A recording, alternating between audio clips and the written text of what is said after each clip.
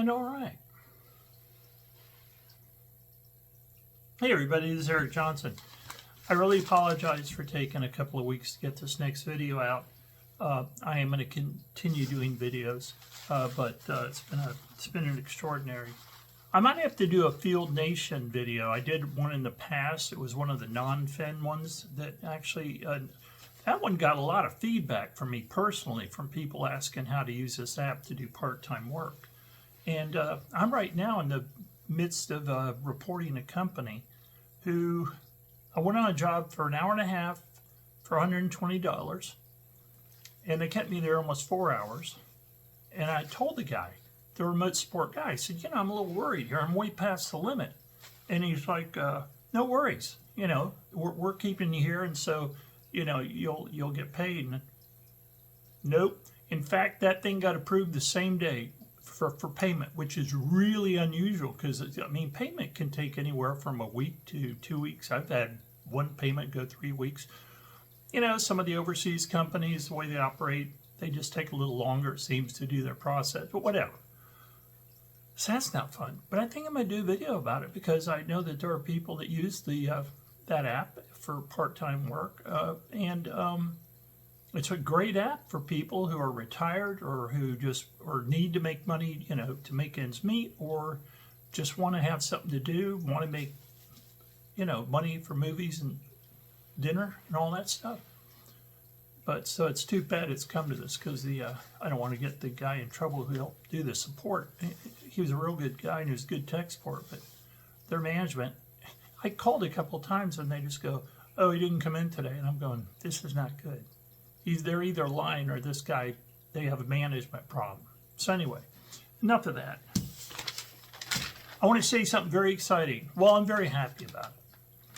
I have 2 Facebook channels. One of them is called Eric H. Johnson. That's my old Facebook channel. That has people going all the way back to high school and college.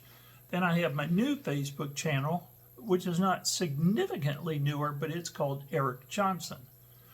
That one, and I put both of my last video, I put it on both the Facebook channels. And I don't think I'm going to do a lot of that where I put my YouTube videos on the Facebook pages, but I just thought for this it was kind of cool.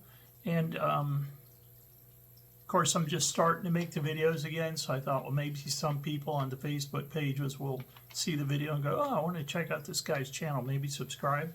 I think I've gained 4 subscribers since I did my last video. My highest subscriber rate ever was 784, and then I took a hiatus without really telling anybody for about 2.5 years, and it dropped down to 734, and now it's up about 744. But anyway, the last 6 came in since my last video, and then 2 left. I don't know why they left.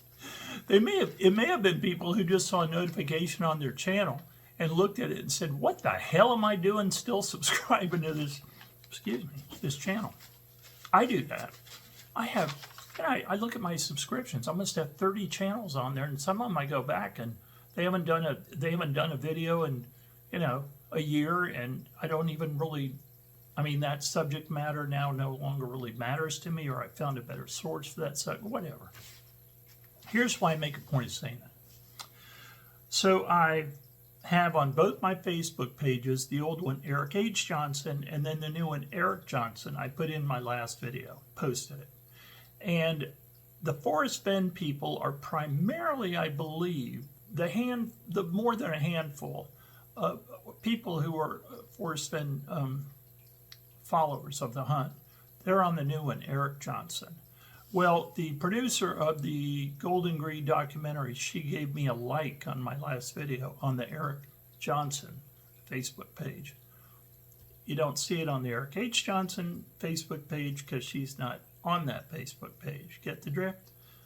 I'm really glad she gave me a thumbs up, not because she thinks I'm some monumental producer of YouTube videos. I know that's not true. She's in the business. She's with the best. She's with the pros, okay?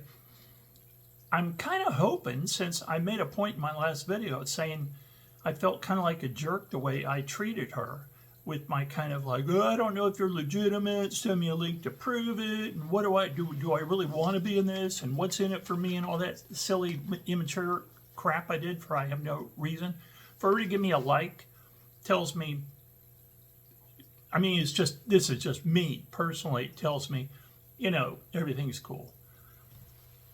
Because I had this in the back of my head, I just mentioned last video, I said, this 22 seconds that I told people they could go look for, and I gave them the link to the, the video, the 200 and 500 foot distance one. It was a good functional video. It showed searchers how far things are away. I also did a video where I took a 10 by 10 by 5 inch Amazon box, which was the exact dimensions of the chest, and I put a kind of a facsimile, or I got pictures of the chest, and then I copy and pasted the chest outside the bronze. I just put it on the box and pasted it on so it kind of has that bronzed chest look. And I took it out and did videos of me putting it out in the woods to show what it would look like if you came upon it, possibly, like behind a tree. One time I put it up in a tree, up in the crook of a tree, and man, people really enjoyed that. They're like, who would have thought of that? And that's so cool to kind of see how it looks. And at one point, I guess the funniest part was I lost it. I was in a local park, and I put it in this kind of bushy area because I figured, if he just if Forrest Fenn just put that chest in a kind of a bushy place where plants are all growing up and stuff, if you're in there in the summertime at least, you're probably going to, I mean, it's not easy to see something like a bronze chest that's maybe has a bunch of not branches, but little bushes and plants around it. Bronze kind of blends in. It's very earthy in color. So anyway, I was real happy. So what was my point? Oh, so that too. So my video in the documentary, there is in fact a section. It's either in 2 or 3 episodes. Maybe it's in one late in the episode 1. I went back, tried to find. I couldn't find it. But anyway, it was good. And I'm standing out in the field, and I'm pointing out, what I have a red towel in the distance, and you can see it. It shows how far away 200 feet and all that looks like. Well, of course, that was what they bought. That was what they got the waiver for, that I let them use that clip. And I always said, I don't know what they're using it for. Well, they didn't use it. And people, I think quite a few people, 40, 50 maybe people actually I saw went, and right after I did that, I could see that a lot of people had watched that 200 and 500 foot video to maybe see if they could find it in the documentary. It's not in the documentary. I'm in the documentary. I'm shown, it's a video clip. I just have a still shot of it. Yes, I do. Some of you are out there going, Eric, really? Because it's about a 2-second clip. And it just shows, maybe 2 seconds. And it shows me and the guy who narrated the documentary, who's New York something writer, and then of course it had K-Pro and Mike in it, and then some guy is also next to me, and I don't even know who that guy. I've never seen the guy in my life, which is nothing bad about him. I'm just saying there were a lot of people doing stuff and doing videos. So I was in it at that point, and then I think they used a couple of audio clips. I swear I heard my voice. For instance, they did one part where they have people reading the poem. I think they show the poem, the famous poem that was supposed to tell you how to get out there. I think it goes, can I even remember the first stanza? As I go alone in there, as I go alone in here, and with my treasure bold, I can keep my secret where and hint of riches new and old. I think that's it. As I go along in there, yeah, or here. No, there. It doesn't matter. Anyway, they have audio of people reading the lines, and they're all these different voices. I assume from all these different clips they had of people. Virtually every YouTuber that did Forrest Fenn YouTubes had read the poem. It was like a rite of passage. And it was such a good poem. I cannot tell you how many times people talk with me, either on the phone or online, and we discussed that poem and said, this thing is like, you really feel you can find it, but then if you step back, it's kind of like, how are you going to make any, it doesn't really point you anywhere concrete. Finally, I got out there, and I was just north, or not north, I was just up the river at Fenn Rock, which is just up the river from 9 Mile Hole in Yellowstone National Park, or Monument, whatever they call it, park. And that's where Jack Stoof said he did in fact find it. And that's all. And Justin Posey, who's the, I guess you'd say, the official runner-up, he didn't find it, but very high-tech way of trying to find it. And he's also convinced it was at 9 Mile Hole. He thought it was at 9 Mile Hole. Anyway, so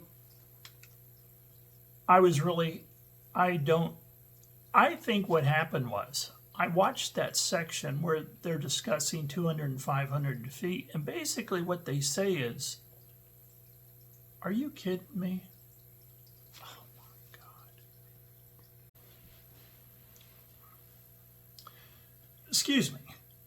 When I first started doing videos many years ago, and for the Forrest Fenn community, I did a few videos, and all of a sudden people are going, what's with the running water? Is your toilet leaking? And I'm going, no, my toilet's not leaking. What is it? And I realized this room, this studio of mine, is office / studio / aquarium room. I have 2 aquariums, a 20 and a 30 gallon, both incredibly cool aquariums, very old. I think my oldest, the 20 gallon, is maybe 5 years old. And the newer one is maybe 4 years old, the 30 gallon. They often call these 30 gallon kind of long tanks, breeder tanks. Folks, the fish that I originally bought, the Cory catfish, these little miniature catfish for the tanks, they're still living in the tanks with no additions. Meaning, right now in the 30 gallon tank, there are brand new baby fish. So it's just generational. They just keep going, and they don't die that often. So I have quite a few catfish in both tank, and they just sustain their population. It's quite amazing.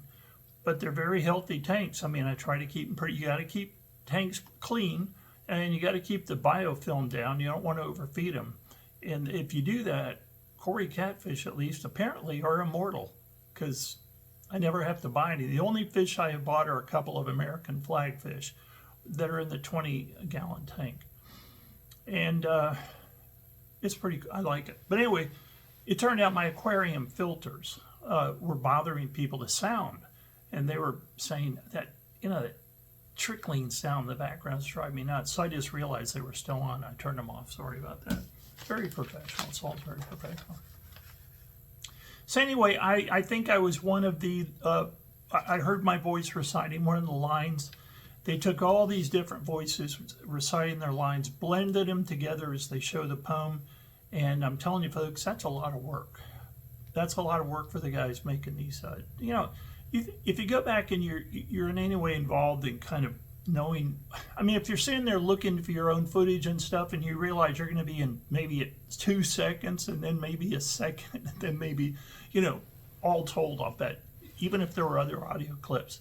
There's one around the 200 and 500 foot section where I think I hear myself saying, like, people were really trying to figure out what to do, or something along that effect, something to that effect, when they realized it was 200, 500 feet. The reason I didn't use a clip of me standing out there in the field pointing it out was because in the documentary, when they had decided to story time it, or whatever they call it, hi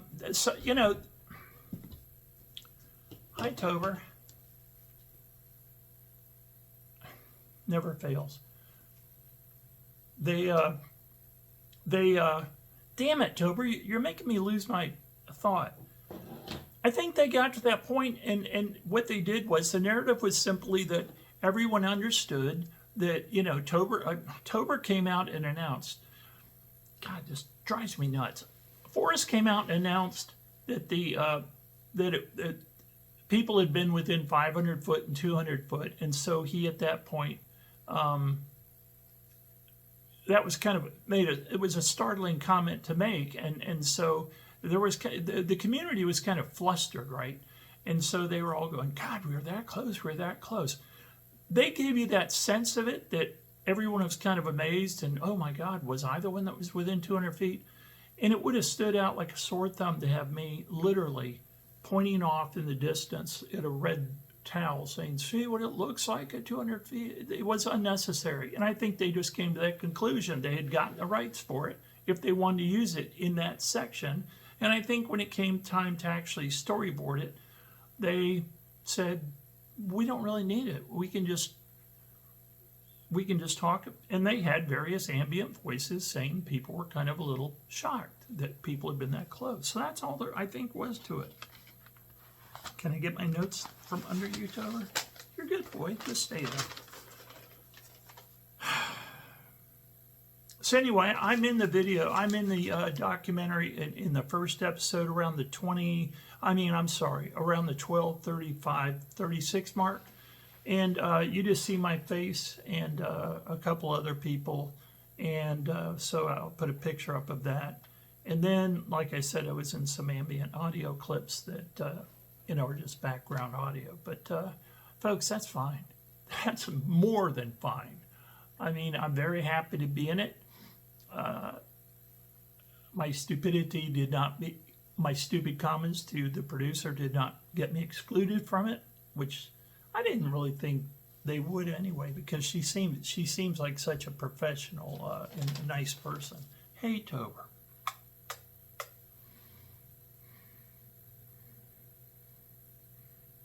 You're starting to smell like cereal.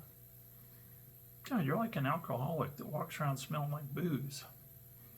You do. Oh, I guess it's your breath. You have cereal breath. Nice ear. Tober had an oral hematoma, so he got this big puffy ear where the inside of the ear. The cats are amazing. They have like 2 or 3 eyelids. They have like their ears are triple layered. So he got for some reason he got a blood buildup inside the flap of the ear. And I didn't realize there was a whole thing you could do. It probably even cost $400 to $500 to do it, which would have easily done. Where they could have gone in and they could have cut the flap on the inside and drained the blood and then stitched it back up, and he'd have a nice normal looking ear. The vet didn't tell me that operation existed, so we went ahead with, he just basically said he was going to put him on steroids or do whatever he did and just let the ear go its natural course. And he said it'll be a little deflated when it finally the ear goes down from the swelling. And so, yeah, he's walking around now with I guess you'd call it cauliflower ear. All right, so that's all I really have to say about that. Watching the documentary, I have a few comments. I thought all the Forrest Fenn people were fantastic. I thought Cynthia Meacham, she's quite a character. She's quite a character, very interesting.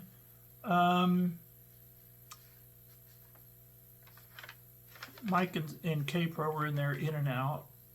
I even saw a little snippet of Ben. And who was the other person? Well, the other person, of course, was Justin Posey. But I want to say this about the Hearst family. They were the father and the 2 sons. I assume you've watched the documentary if you're interested in watching this. And the Hearst family, they talked about how rough it was growing up. And they lived in a trailer. And one of them hadn't graduated high school, and the father had been in the penitentiary and stuff. And they went out, but they also showed their family, and the daughter and sister to the 2 brothers has Down syndrome. Very cute young woman, but she has Down syndrome. And so I bring that up because they said it was very important to them to try to take care of her and their mother.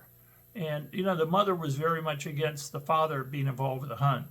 And, I mean, if you go watch it, this hunt led to drama in families. There were divorces. There were many deaths.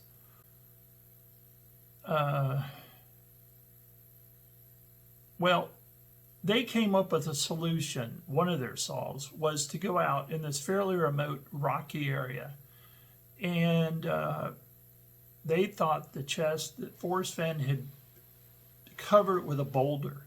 So it wasn't buried, because Forrest Fenn always said it was not buried. He said it was hidden. The chest was buried but not hidden. And so they went out and they were doing this thing. They actually got to the point where they were trying to use an explosive to blow up the boulder to get it out of the way so they could get the chest. And I am watching this and I'm remembering, I think the most important thing Forrest Fenn said to searchers in the field. He said, when you're out there, remember, I was 79 or 80 when I hid that chest. If you don't think a 79 or 80-year-old man can be out there where you are, you're in the wrong place. And I watched them and I just said, guys, you're in the wrong place. You're in the wrong place. He wouldn't do it. They later in the documentary talk about how they realized what a mistake they made. But those things happen. It happened to me in Dinosaur National Monument. I was in Dinosaur National Monument in Colorado, right over the Utah border. And also stayed in a town called Vernal, which is interesting. It's because I got snowed in one day. Vernal's one of the few Utah towns that was established by non-Mormons.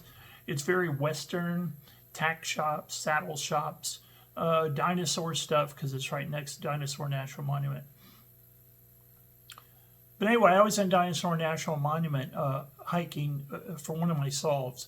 And I got to this point where I literally was having to hold on to trees to not fall off, like a 15 to 20 foot fall off into the river. I forget what the river was. I'll have a picture of Dinosaur National Monument. It's beautiful. A really cool, weird place. I mean, well, not weird, but the cliffs are very steep and sheer, and they have all these colorations and patterns, and it's just a really cool place. But I'm up there having to hang on trees, and I've got my walking stick, and I'm hanging on to these small trees that are just off this path, and the path's right on the edge of the river, and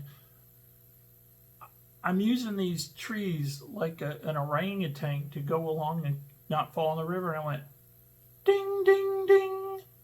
Forrest Fenn would not be here as an 80-year-old man, Eric.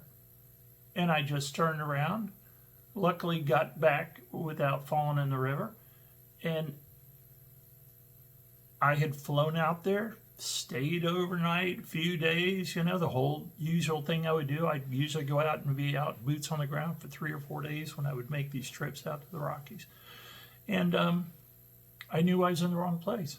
It was that easy. It was that fast. It was that simple.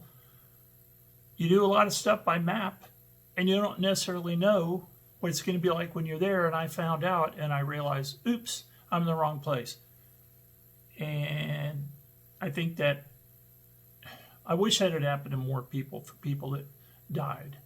I mean, one of the searchers that died, I think, took his dog in a raft down a river. Maybe he thought, you know, no place for the meek meant you're going to go down and be in this really kind of turbulent water flow. But no, Forrest would not be in a raft on a fast running river at 80 years of age. So again, I'm very sad for everyone that died, but he did make that caveat to his credit, and it helped me just with the Dinosaur National Monument. So anyway, what's going on with the hunt now? There's a new hunt. Yes, there's a new hunt. You should know that, right? If you watch the documentary, Justin Posey, a searcher, very high-tech guy, very successful man. I would call him rich. Kind of another one of these very wealthy people who get involved in, it's getting very dark in here. It's cloudy out. He has started a hunt, and I'll put up a picture of the web page. It's Beyond the Map's Edge. It's at treasure.quest. That's the URL if you want to look for it, treasure.quest.com, I guess. And I have 3 issues with it so far. So he has put out a treasure. He has written a book. It's kind of similar to Forrest Fenn in that he's written a book, a lot about his family. Forrest Fenn put out a number of books, hints and clues in the books, hints and clues in Justin. There was a whole thing about what's a hint, what's a clue, and all that crap. I don't even care to me. I just call them all clues. There were clues in the Forrest Fenn books, and there are clues in Justin Posey's book, and it's about $50, and I think Forrest's books always struck me as fairly expensive. They were kind of coffee table types. They'd be a little thinner, but they'd be big, and there'd be lots of pictures and stuff. I kind of enjoyed them. I mean, it was kind of Americana, right? It was just a story of this. If you go read a bio of Forrest Fenn, he was quite unique. He, as a child, he was, I think at the age of 12 and 13, he was guiding. He lived near they would go up to Yellowstone every summer, and they lived in Texas in the winter. His father was a teacher. And their family was up there every summer, and he said many, many times it was just the most magical time and place he'd ever known. And of course, that was what Jack Stoof, who found the treasure, figured out. Jack Stoof, interestingly enough, for those of you that don't know, Jack Stoof actually studied Forrest's life more so, put more emphasis on what he could kind of figure out about Forrest Fenn's life and his psychology, rather than relying on the poem so much, which was what most of us did, and that's what Forrest told us to do. He said, go read the poem, and you'll be able to kind of figure it out through the poem. Jack Stoof just figured out, I think, extremely common. He's a very smart man, but apparently, but and so is Justin Posey. But Jack Stoof just figured out that the most magical place Forrest Fenn would ever be, because the original idea was he was going to bury the chest and then commit suicide next to it. That'd be a happy thing to run across with it, a chest with a skeleton next to it. Yeah, it was kind of crazy, folks, if you go back to the whole Forrest Fenn hunt and Forrest Fenn. And so Jack Stoof just simply figured out, I think his probably favorite place in the whole world that he would bury the chest and want to die would be 9 Mile Hole. He had pictures of 9 Mile Hole, the spread, I think, of. He had different pictures of his father at 9 Mile Hole, and him at 9 Mile Hole, and his family at 9 Mile Hole, and then other fishing holes in Yellowstone too. But and Forrest Fenn used to say, I'm kind of shocked nobody can figure out where it's at, because to me it seems kind of obvious. Don't you love it when you hear things like that? You're trying to figure out something, and whoever's responsible for the conundrum or the puzzle goes, I don't know, I thought it was pretty simple. I'm surprised no one could figure it out. Well, Jack figured it out, and I think that's where it was. And that was a big bone of contention in the community, because a lot of people didn't want to accept it's at 9 Mile Hole. A lot of people still don't think it's at 9 Mile Hole. Some people still think it was never found. Some people think it's still a hoax. I mean, it gets kind of crazy. But that's also... What I have found is treasure hunters are an extremely interesting group of people. A lot of characters. Some really brilliant people and some nuts. I mean, it's a real mixed bag, because the entire concept, just with things like with the Hearst family, the father said, my wife was threatening divorce over us going out looking for this thing. And all I kept telling her was, you're not going to feel that way when we bring home the money and we get you a nice house to live in. And that's just, it's so, they're really trying to look out for their mother and their sister, and you just kind of feel for them. And then the thing, Justin Posey, who has now created this new hunt, his brother committed suicide. Nothing, well, I'm going to say nothing to do with his brother was involved with him searching for Fenn, and they had a little bit of a bonding going on that, but I don't know what happened. I get the feeling that his brother was suffering from some sort of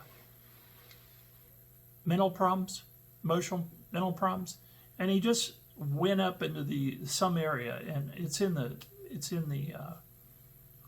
documentary, but he went up into some area and he killed himself, and he had written Forrest Fenn or something, I think, on a rock nearby. They found along the way to find his brother.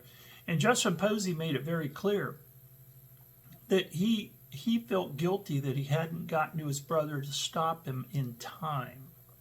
He didn't have any guilt over whatever caused the problem, but for some reason, I'd have to go back and watch it again, he was convinced that he should have been able to figure it out sooner where his brother had gone and gotten to him before he killed himself, and that's a heavy burden to stick yourself with. And when these things happen, I know from personal experience, when you are involved with anything dramatic or tragic that you feel like you could have changed, it never leaves you. It doesn't. So I'm going to tell you, I'll do another video on the Justin Posey treasure hunt now, because it's a real thing, and it's going on right now. And he made that clear. He said that you can now right now go out and look for the treasure. And I'll tell you something, Mike and K-Pro did a great job interviewing Justin Posey, 22-minute interview. And then they kind of get back and forth figuring out what they just heard from him, and also things in the documentary, because Justin Posey said he left clues in the Golden Greed documentary, and there are clues in his book, Beyond the Map's Edge. I think that's what the book is also called. And then he started this treasure hunt. Now, he says it's 60 pounds of treasure. He says there's a lot of gold in it, a lot of gold coins, some really antique gold coins. I love collecting coins. I mean, I used to do a lot more, but I got a big old stack of collectibles, right? Coin folder, what do you call them? Things where you stick the coins in. Then I got a box of some gold and stuff, so it's not very much worth, but it's like coins, kind of collectible gold coins and stuff. I have a widow's mite. It's not gold, but that's from 2,000 years ago. That's what, I think it's mentioned in the Bible, the widow's mite. It's a very tiny coin. Anyway, the problem I have with the Justin Posey treasure hunt so far is this. I can easily see buying the book. And I can actually see being in the treasure hunt. But some things for me are going to have to change a little. 3 things I really liked about Forrest Fenn's treasure hunt were that the land that it was in was very defined. It was like 5 states, I think. I know there's Wyoming and Montana and New Mexico and Colorado and it's Montana, Wyoming, Colorado, New Mexico. Where else? I don't know. But originally that had not been true. I'm sure there's another one in there. I feel foolish. I should know that. But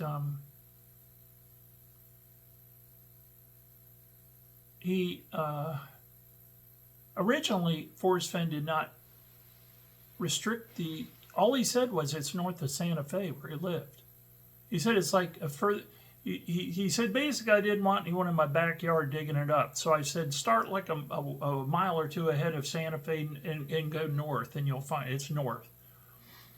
So no longer were people actually going into Canada or going into Utah or going into all these, Texas, because maybe they're part of Texas or Arkansas. Who knows, that's further north of Santa Fe. It was kind of crazy. And people were all over the place. So finally he defines it. He defines this certain amount of states that you could go to. That was really cool because it seemed manageable. The other thing was Forrest Fenn said the treasures at minimum $1 million, and I think he said depending on the market and all that, maybe it gets up to $1.5 million, $2 million.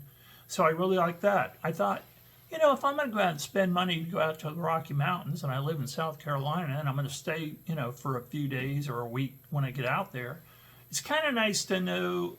I mean, it's fun to go and do. The thrill of the chase is a real thing. It was very fun to go out and be in these different places. Denver, Vermillion Creek, this really remote area. It was totally cool to go to, where I found a medicine wheel in the ground. I had already researched this on Google Maps, but I found this medicine wheel from the Indians who had lived there. And all these, going to Denver was a great adventure.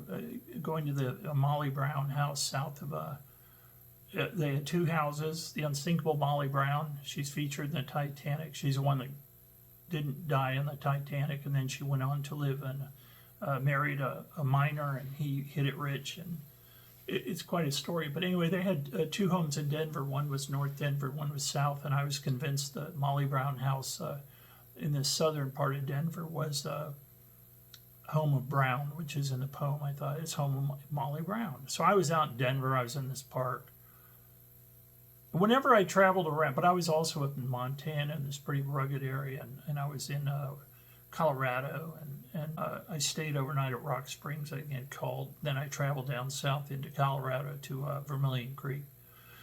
Anyway, I just had a great time looking, even though I didn't find it. And of course, Yellowstone I was at, and that was really cool. The only problem I have with Yellowstone now, folks, is it is so crowded. It's like Disney. It's like an outdoor Disneyland. It's not good. You know, busloads and busloads of foreigners that are visiting, and that's fine. I mean, that's what it's for. But when you're there and it's just, you know, you're having to get in line to go see some of these, like go around the geysers and stuff. It gets kind of like, reminds me of Disneyland. Things like that. I wish it was less. I think they're going to start. I heard someone say that they were thinking of establishing some sort of quota system where you couldn't have too many people all at the same. I hope they do that. I think they need to. Maybe they're thinking of doing that because of just the general state of the park. Maybe they're finding that places are just getting too overrun with people. But so anyway, the thing is, Justin Posey does not put a treasure on, or he doesn't put a price on the treasure, which kind of disturbs me. Now, he said it's 60 pounds, and it's got a lot of gold coins in it. It's got some gems in it. I think it might have some artifacts in it. And then he said, also, you have to find the treasure. When you find the treasure, you have to report it to him within a 30-day period. He says he will know if you found the treasure. Now that to me is very interesting, that he would know. How would he know? So that's a clue. How would he know that you are getting close to the treasure? And he said at this certain section or this certain point of your search, he said, I think he used the word checkpoint. He said you'll realize you're on the right track when you get to this certain point. So that's interesting. But again, he doesn't ballpark it. That bothers me. Now you would think 60 pounds and it's primarily gold and maybe some gems and then some other odds and ends. Oh, and another thing is if you do report it back within 30 days of finding the treasure, he said you'll legally own it, and he said you will also then be given a Bitcoin wallet that is filling up with coins, and part of the Bitcoin that is from the book he's selling that you can get to kind of help, you know, find the treasure. His book is about his family growing up, and there are clues in it. Forrest Fenn, his first book was all about his family and growing up and had clues in it. See a similarity there. So that bothers me that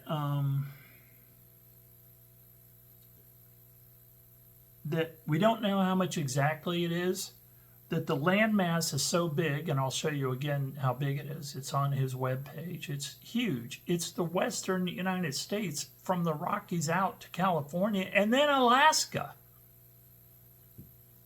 I mean, that's a lot of land. And I saw a podcast. I didn't watch it. It's some guy, and he has figured out that Justin Posey secretly has told us that there's a limited number of states it could be in. I may go watch it, I may not. You know, that's kind of, everyone's an expert, and there are a lot of opinions in the Forrest Fenn community, and, you know, how does he know that? I may go watch it, I don't know, maybe he's right. And the problem I have also, probably the most, well, they're all three very valid things that bother me, is that he said it may be buried. To me, that's psychologically very depressing, because when you're out looking for, first of all, let me tell you a psychological thing that happens to you when you go treasure hunting. At least it did to me, and I also heard it from other treasure hunters, so I know it's a real thing. You get on Google Maps, you get all your clues together, you figure this out, you figure that out, and you go, it's got to be here. It's right here in the Rocky Mountains. You know, it's right here in Vermillion Creek, and it's right down here near the Medicine Wheel, and then there's a canyon you can go up on. These are the actual facts about Vermillion Creek. A lot of Indian hieroglyphs on the sides of the canyons, and I thought if you go here and get to the hieroglyphs, that would be the blaze and all this. And if you ever watch those videos, you'll see why I didn't make it to the other end of the canyon. And after I reached the Medicine Wheel, I went beyond that. And a very funny thing happened after I posted my videos about Vermillion Creek. I got a comment from a park ranger in Colorado saying, I'd suggest you stay away from the other end of the canyon that you were walking up, even though you turned around. He said, I would suggest you do not go to the other end of that canyon because it is private grant land or something. And he said, I'm just kind of giving you a heads up. And I never did go back to Vermillion Creek for a variety of reasons. Well, I came up, you know what happens. I came up with another solve, and I went there instead. But that was really, Vermillion Creek was, I was out in this country so isolated that I had never heard silence like it in my life. Every once in a while a bird would fly by. There was no sound. It was just me and these scrub trees and the wind maybe, but it wasn't even that windy, and big blue sky and these cliffs, these little cliffs, and the scrub grass and little scrub trees and this little measly creek, and then you go up through this canyon. It was so quiet.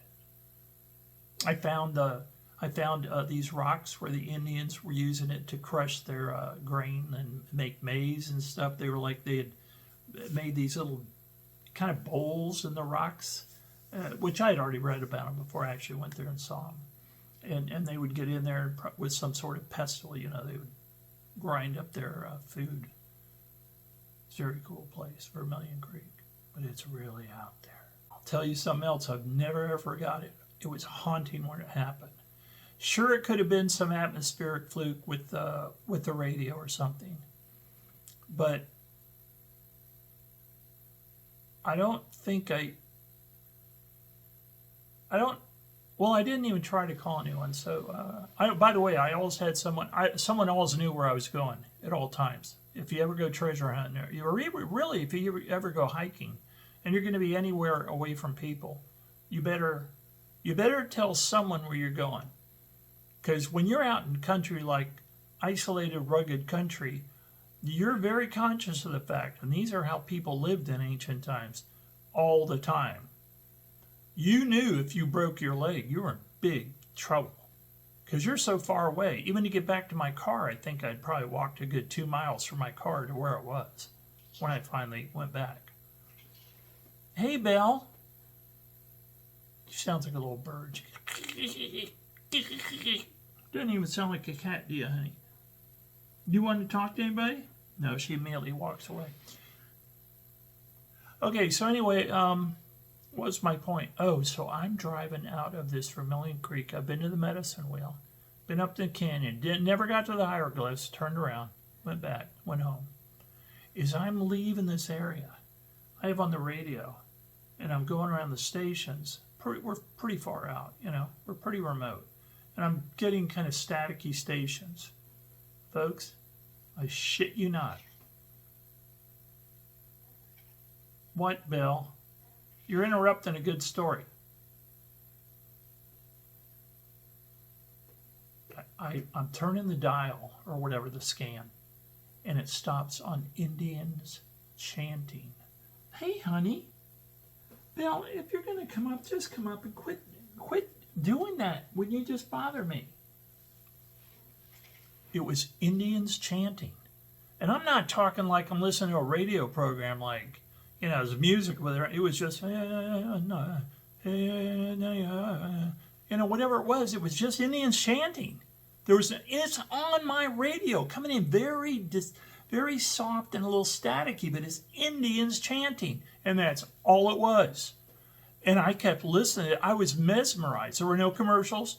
It probably went on for a few minutes as I'm driving out. And then it just faded away. And I was like, what the hell was that?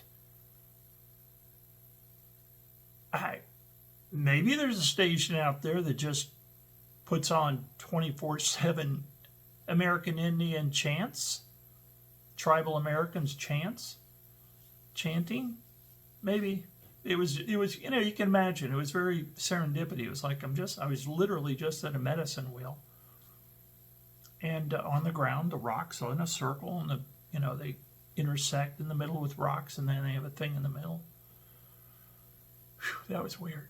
It's a lot of weird stuff happened on that hunt. But, you know, lots go on in our minds when we're doing stuff. Let's keep going real quick. Okay, so, folks, I'm going to do, my next video on Forrest Fenn will be on Justin Posey. It won't be on Forrest Fenn, because I'll give an update on that hunt. And as I learn stuff, I'll give you ideas of what's going on. But now I want to address my channel, and I want to say to the P1s, the people that have been there since the beginning, and there are people. I mean, I've had a steady subscriber base of over 740 people, or 730, now it's up to 744 or something.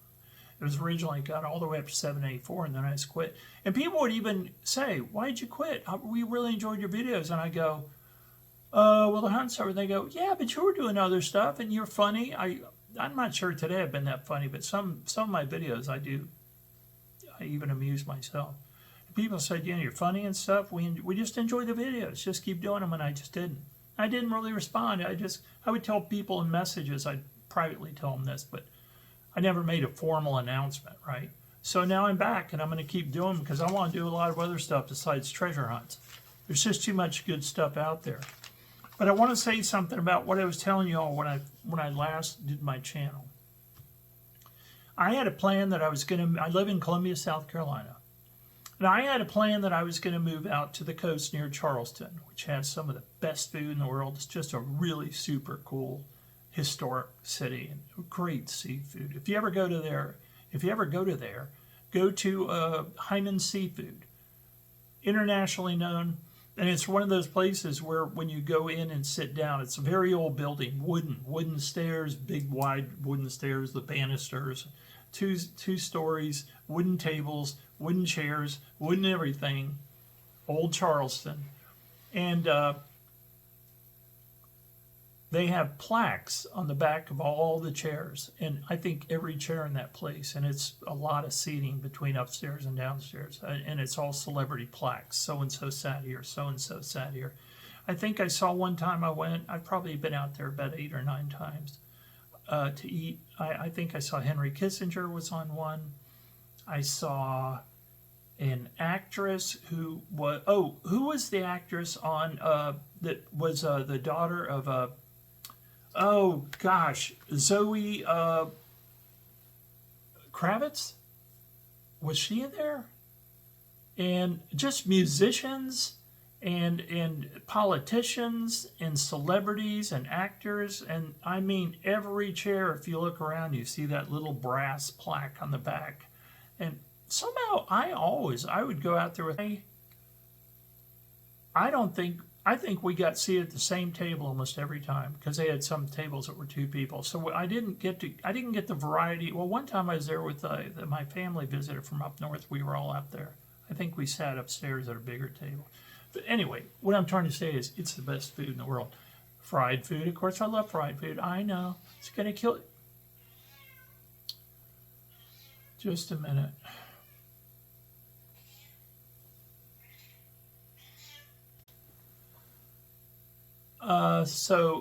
Gosh, now I forgot what I said. I had to go bow out, front door, so you can go out on the porch. Nice day here. I think it's going to hit around 70, which is pretty cool. I like temperatures in like low 70s. Or 70s. 70s are my funnest temperatures, I guess. Upper 70s, really. I was going to go out to Charleston. I was going to metal detect for for treasure, pirate gold out on the beaches, because South Carolina is very known for ancient wrecks because of the topography. There are places in the coast of South Carolina where you can walk out half a mile, head above water. Very, very sections, depending on the tide, very shallow. You go down to Florida, for instance, where they had a lot of wrecks also, but that, once you get off the water there, it drops off deep very fast. In South Carolina, you can find treasure up in fairly shallow places, and of course, because of the passage of time, you can find them up in, beaches and stuff, because it's been washed up continuously. The reason I didn't go is because I have a family situation, so I did not move, and I don't know when I ever will move, because I have a family responsibility, and that's the important thing to me, to stay close to home here, stay close to Columbia. And so that's what I'm doing. So that's why I never moved out there. And it's not even on my mind at the moment.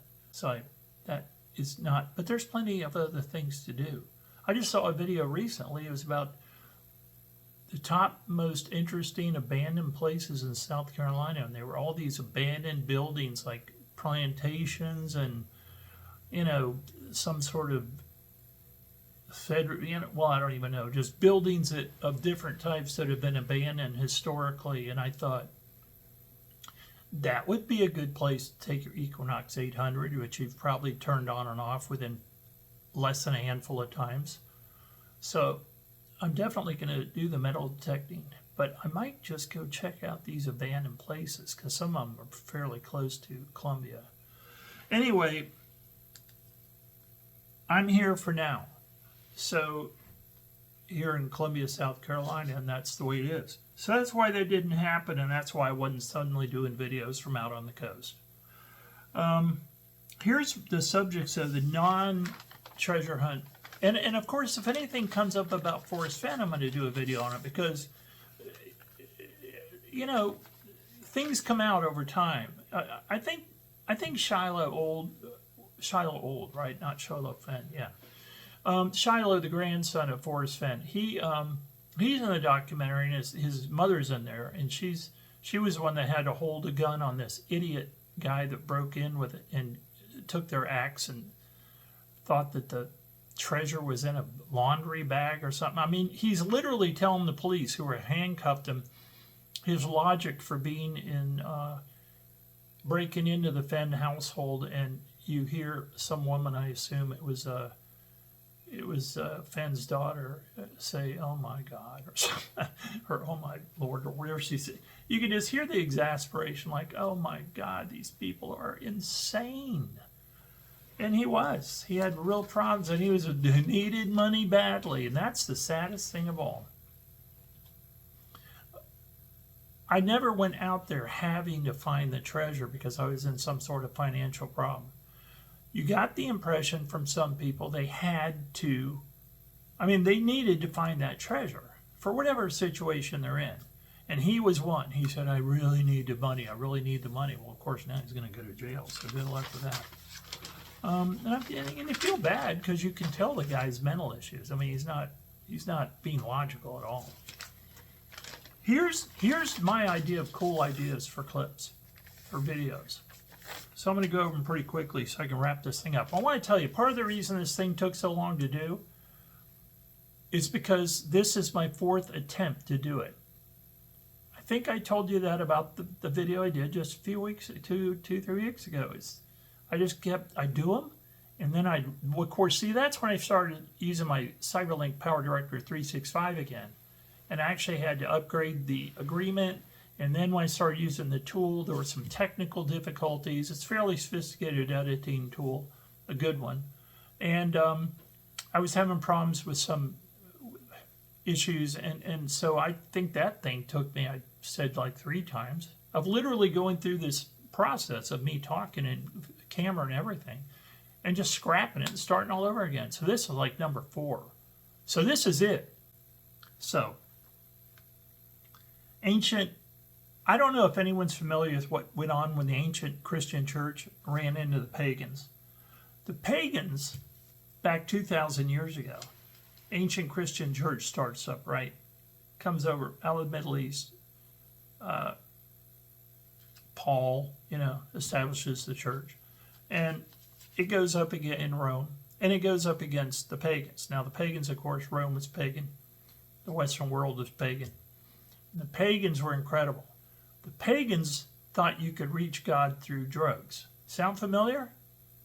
I was a teenager in the 60s, okay? It was an incredible time to be a teenager, I'll tell you that. Graduated high school in 71, so I was there. Junior high and high school, I'm in the middle of the British invasion and the Beatles and the Stones and the Yardbirds and the this and the that, and then all of a sudden we started hearing music out of California and the beautiful Laurel Canyon sound and Buffalo Springfield and all that. I might do some videos just on music things from the past, like interesting stories, maybe about some of the music back then or the stars that were making it.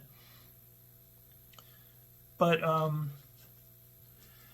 the Pagans, back then, like in San Francisco in the 60s, they would do these things where they would, put psychedelics on the wall, and some people were acting like, I'm going to find God, or they would take drugs at home like acid and hope to find God. Most people just partied. And I think a lot of the Pagans just partied. In fact, I like to think of those temples that you would go to, and they would be like burning marijuana in these basins, so you'd walk in and essentially get dosed with marijuana, and probably the milligrams of the THC was through the roof by the time you went. You probably tripped out. And you would go in there, and they would have young women, the muses would dance, and it was incredible. And then here comes along the ancient Christian church, and they're very much like, no, you don't take substances to meet or find God and be with God. We'll tell you about God.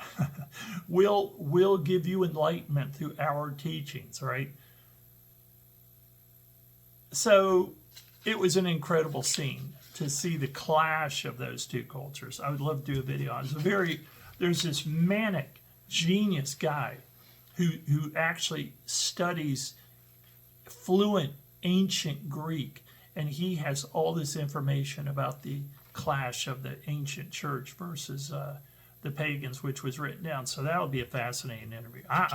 Video. I'm looking forward to that one myself. Well, I'm looking forward to all of myself, but that one really, I just kind of think of it like back in the day they were having raves at these temples with the muses, these temple kind of young women, usually teenagers, who kind of would host these parties and kind of dance. And it was,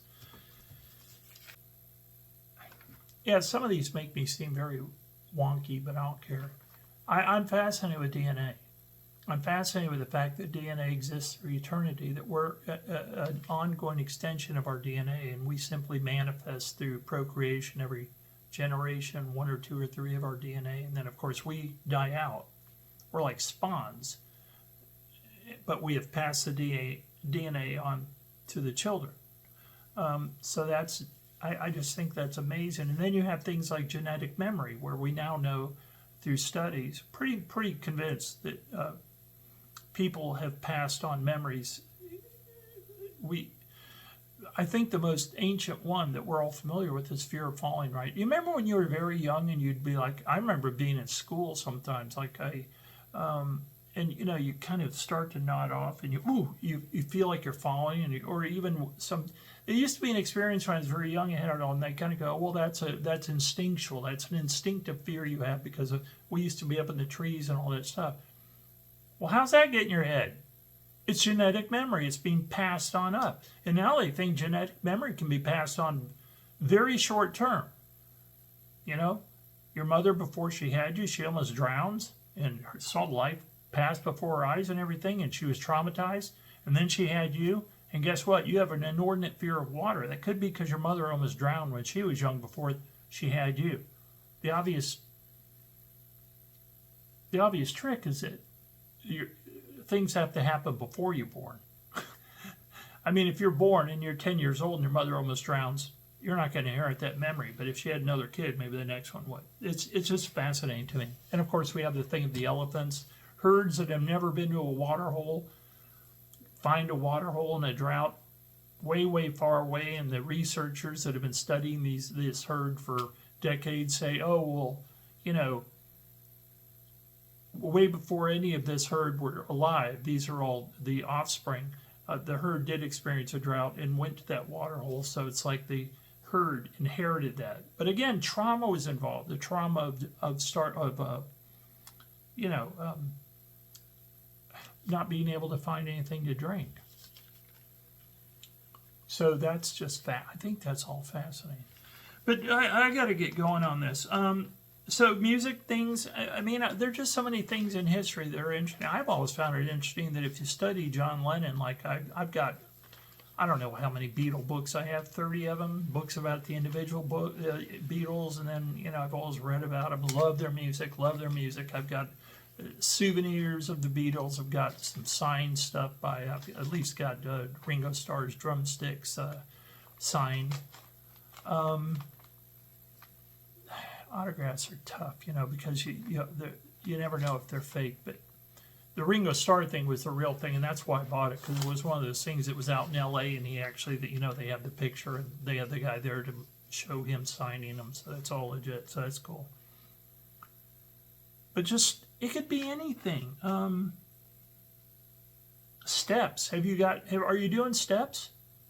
I've lost 20 pounds in 2 months doing steps. You know what steps is? It's where you have your smartwatch and it's connected to your phone and you walk and it monitors how many steps you do and you set goals. Like mine is set for the default of 6,000, but I'm usually pulling in about 10,000 a day, and I've lost 20 pounds. And I just get into it. Like for me in my condo, I will literally do steps. I'll just walk from one end of the condo to the other, back and forth. Listen to the TV I've got on, maybe listen to music, think about things. It gets meditative. Before you know it, you've knocked off 5,000 steps. By the end of the day, with all the other walking you do, it's 10,000 steps. And also, you lose weight. And guess where it's all coming off? The stomach. I mean, even this shirt is kind of baggy, folks. This is, it's kind of getting baggy for me. That's freaky. But it's because the stomach's going away. So I'm going to do one on steps, definitely. And what else do we have here? Fast. Come on, Eric. DMT, people psychonauts. What's a psychonaut? Psychonauts are people that take things like DMT and go into another dimension. It's what it sounds like to me. And they interface with entities. And these entities are all similar. And this story of going in and meeting these entities is from people of all races, religions, everything, that are experiencing ayahuasca, DMT, etc., and they're meeting and interfacing in their head in this virtual reality that seems like another dimension with entities in it. What the hell is that all about? These are the kind of things I find interesting.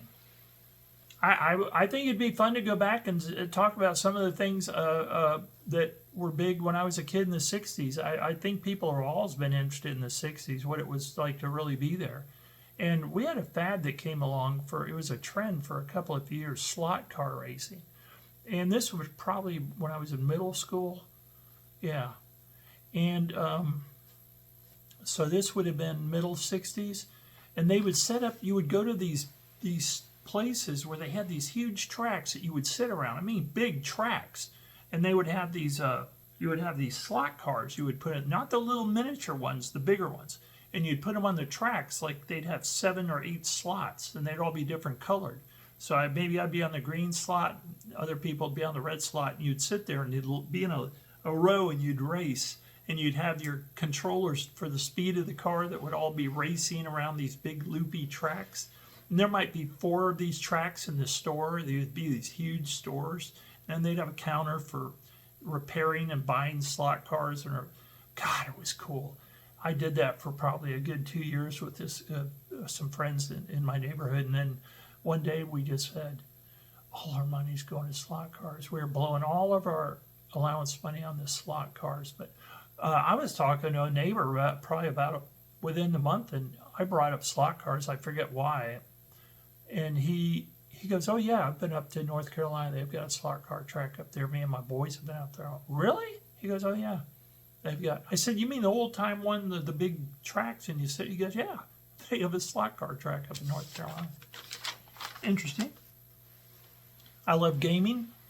I love virtual gaming. I love VR. I have stock in Meta. I mean, I'm full-fledged Quest 3. I have a Quest 2 that I love, my Quest 3. I bought it, and I haven't really gotten around to using it because I've been doing other stuff, but, the goggles. And the goggles are going to get better, and they're going to get lighter. And so it'll be even easier. And then, of course, now they have augmented reality. I thought it would be kind of cool to do steps in my condo wearing virtual reality glasses with augmented reality, meaning as we walked around my condo, you would see, depending on what program you bought, you might see creatures pop up behind chairs and stuff, and it looks like it's, and you're in your house, you're looking at your own home. It augments your reality. It's not like you're in a virtual reality, like a game where you're in Skyrim, Elder Scrolls, and you're, you know, in this fantasy land. I mean, it's 360, but it's fantasy, and you look around, it's like being in a, oh, it's just magical. I love VR, virtual reality. But augmented reality just, it adds things to your actual environment, which I think in its own ways as cool. And they have games, I guess, where you can try to, you know, a little gremlin jumps up from behind the chair and you try to shoot it or whatever. I think I'm going to do a video on this one, too. This is the way my mind works. You ever seen these Navage commercials for these damn stupid things where you put the suction up your one nasal and you suck the you have this whole machine with a vacuum and the water reservoir, and it circulates the water through your nose, and then you get the little boogers in the bowl, and God. You know, folks, and I think we'll do a video on this. It's going to be a short one, but you know, there's this, they figured that out a long time ago. And it's part of yoga, the way to rinse your nasal cavities. And I wouldn't call it painful. When I was a kid in high school, I went through all these phases. I was vegetarian for about 2 weeks before I quit. God bless my mom. She put up with it. But, you know, she said, okay. And back then it was like I'd get, you know, she'd fix whatever she could, but back then it wasn't like it is now where you have all these vegetarian sections in the supermarkets and stuff. You know, she just fixed me hot meals that were basically vegetables, and man, I said 2 weeks, it probably lasted like 3 or 4 days. Because I was a very energetic kid, I was a big kid, and I all I remember is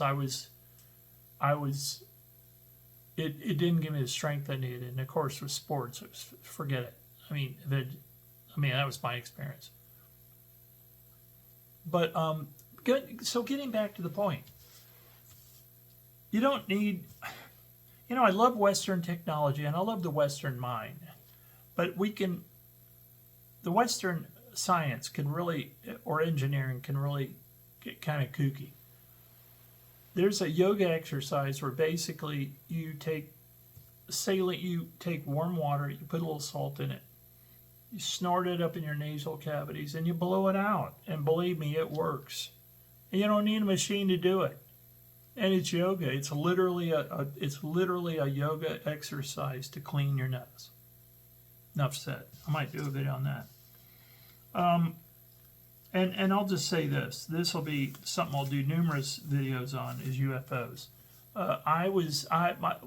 My last speech I gave in college, which would have been 1975, or I guess my speech class ended in 76 when I graduated. My speech was about the cover-up of UFOs by our government. And I brought up Project Blue Book, which was, you know, back in those days, had been a recent thing, which was all lies. And they kept lying. Now evidence is coming out that, of course, UFOs, everyone knows. I mean, okay, I'll just speak for myself. We have been monitored, as far as I'm concerned, for eternity. Genetically interfered with, potentially. I don't think it's at all crazy to think we could be to another civilization or civilizations, whether they're getting here through wormholes in outer space or they've just figured out how to get here because their technology is so far advanced of ours, or whether it's interdimensional. I don't know. But I am convinced, been here forever, and I'm going to do videos about it. There are you have the Vermillion thing that was down in South America where this creature was actually injured and running around a town that was witnessed by the whole town. This little creature, I felt sorry for it when you saw pictures of it. And it's telepathically, it was telling people that it was hurt. And That's a weird story. And then a cop down in whatever town this was, I forget where it was, Argentina or Brazil or something, and he touched it, and he got sick and died. That was a weird one. And then, of course, we have the famous one in South Africa where this UFO landed and aliens got out and literally communicated with various children from the school. Teachers saw it. They were interviewed years later. They all still remembered it. It was real. They said, no, this one child who was now grown up said, hey, listen, this thing showed me images of my head as a little kid. I'm staring at these visions in my head of basically environmental collapse. And we all know that's perfectly plausible. Climate change, I think climate change exists because it always has. The real argument is how much do we cause it? We probably do cause some of it. But we also know that environmentally, through the ages, geotime, we've had this Earth has been much colder and much warmer than it is now. So, and I mean in fairly recent geotime, like within the last 100,000 years, even the last few thousand years. You look at things like the Little Ice Age in Europe, where the Thames River was frozen solid so much that for a few years during the Little Ice Age, they would have fairs and they would literally construct sales booths and stuff out in the frozen river because it was so cold for a while. So these things happen, but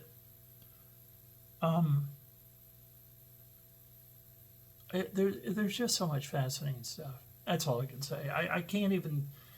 I'm having an incident right now with this company I just did a job for. Did I mention that at the beginning?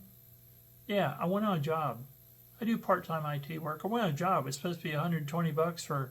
If I did say it before, I apologize, but it's still pissing me off. So I did a job. It was supposed to be an hour and a half for $120, right? So I go do it. But then, of course, when we get to an hour and a half, they have plenty more for me to do because it was this fairly intricate job. And we stayed there almost 4 hours. And I said to the guy, I said, the remote support guy, I said, you know, we're way past the limit on time and money. I assume I'm getting paid for it. Oh, yeah, man, no problem. Of course, if we keep you there, we pay you and all that. Well, they approved that job that day, which is ridiculous. I've never had a job approved that fast. Paid me $120, which after fees is probably about $110. And it's in the chute now to pay me, but they will not respond. The remote guys I've talked to, support, I've called up now like 3 times, said, you guys owe me more money. And they're all like, we're going to report it to the manager. We'll tell the manager. And then then all of a sudden, the last time I called, the guy said, well, he hasn't been in today. And I've never heard from these people. So guess what? I'm going to have to double down and report them. And it's not good to be reported by a person for non-payment or insufficient payment. It's not good. I might do a video on that. Again, if I've already discussed this earlier, I'm sorry. Anyway, folks, I'm going to wrap it up now. You get the idea. I'm going to keep doing videos. If people have idea, well, when I get to a point where I would like some input, I mean, there's just so much to talk about. I'll never not have ideas. But, you know, if someone sent me a good idea, I'd probably do it, you know. So, but enough said about that. I'm going to sign off. And everyone, look into the Justin Posey thing, Beyond the Map's Edge. It's another treasure chest out there. It's not a treasure chest, it's a container. It's a container. But he said you'll know the container when you see it. Whatever that means. Is that a clue? Everybody have a great day. See you later. Bye.